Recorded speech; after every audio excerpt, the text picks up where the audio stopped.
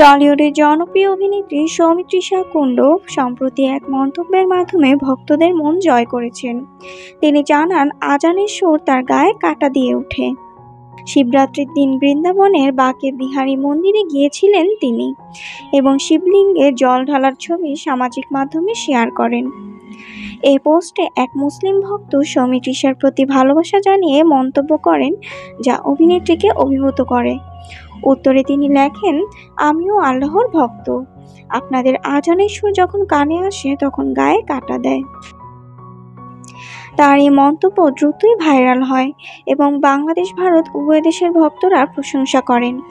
এর আগেও তিনি বাংলাদেশি সংস্কৃতি এবং চলচ্চিত্র সম্পর্কে ইতিবাচক মন্তব্য করেছেন এবং শাকিব খানের সঙ্গে কাজ করার আগ্রহ প্রকাশ করেছেন। সম্প্রতি মুক্তি পেয়েছে তার নতুন সিনেমা 10ই জুন, যেখানে তার বিপরীতে আছেন সৌরভ দাস। বর্তমানে তিনি ব্যস্ত আছেন কালরাত্রি 2 ছবির শুটিংয়ে।